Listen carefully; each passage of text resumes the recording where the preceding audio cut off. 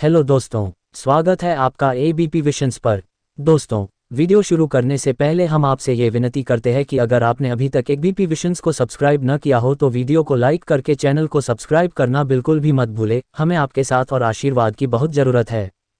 धन्यवाद। मेसिना के बंदरगाह पर मृत्यु जहाज़ों के आने से पहले ही कई यूरोपीय लोगों ने एक महामारी के बारे में अफवाहें सुनी थी जो निकट और सुदूर पूर्व के व्यापार मार्गों पर घातक रास्ता बना रही थी।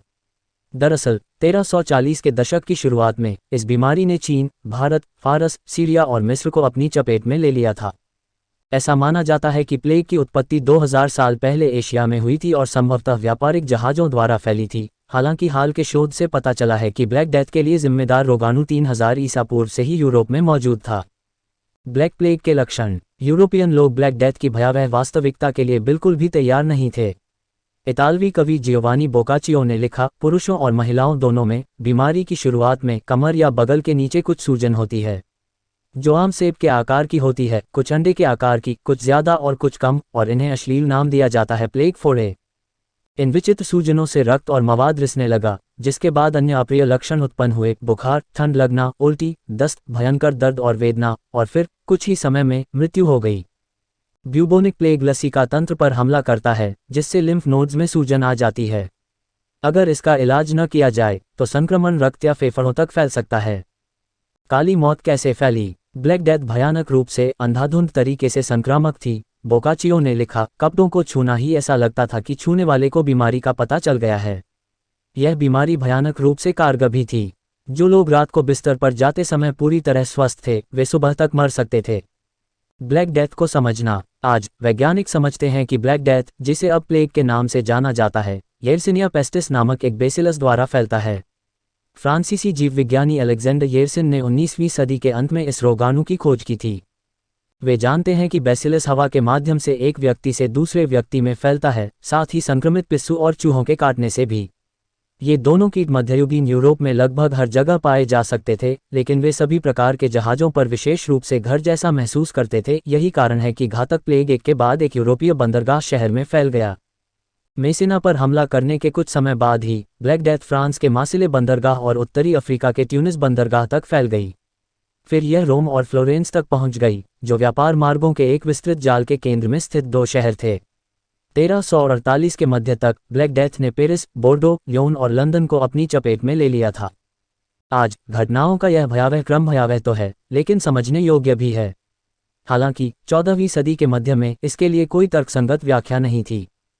किसी को भी ठीक से नहीं पता था कि ब्लैक डेथ एक मरीज से दूसरे मरीज में कैसे फैलता है, और कोई नहीं जानता था कि इसे कैसे रोका जाए या इसका इलाज कैसे किया जाए।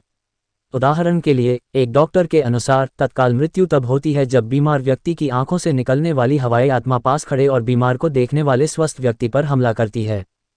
आप काली मौत का इलाज कैसे करते हैं?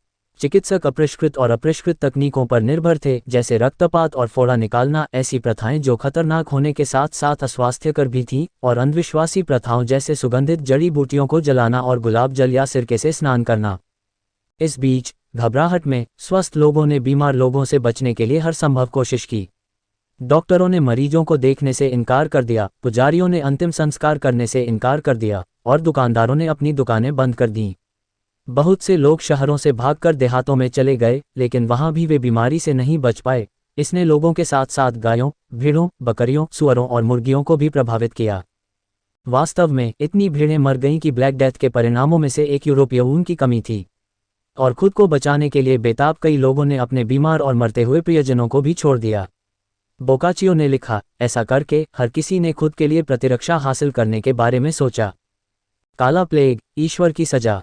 क्योंकि वे इस रोग के जीव विज्ञान को नहीं समझते थे, बहुत से लोगों का मानना कि ब्लैक डेथ एक प्रकार का दैवीय दंड था। लालच, ईशनिंदा, विधर्म, व्यभिचार और सांसारिकता जैसे ईश्वर के विरुद्ध पापों का प्रतिशोध। इस तर्क के अनुसार प्लेग पर विजय पाने का एकमात्र तरीका भगवान की क्षमा प्राप्त करना था।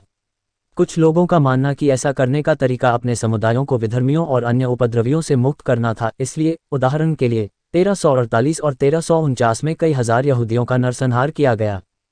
कुछ लोगों ने ब्लैक डेथ महामारी के आतंक और अनिश्चितता का सामना अपने पड़ोसियों पर हमला करके किया, जबकि अन्य लोगों ने अपने अंदर की ओर मुड़कर और अपनी आत्मा की स्थिति के बारे में चिंता करके इसका सामना किया। वीडियो पसंद आया है तो वीडियो को लाइक करके कमेंट बॉक्स में जय हिंद लिखना मत भूलिएगा। दोस्तों, एक खास सूचना अपने देश भारत और भारतवासियों के लिए। हम एबीपी विशंस यूट्यूब चैनल के कमाई का 50% अनाथालय और वृद्धाश्रम में देंगे। देश को आगे बढ़ाने में सरकार का ही नहीं समाज का भी अधिकार है। हमें अपने परिवार का हिस्सा बनाने का दिल से धन्यवाद। हमें आपके आशीर्वाद और साथ की बहुत ज़रूरत है। वीडियो पूरा देखने के लिए आप सभी का धन्यवाद।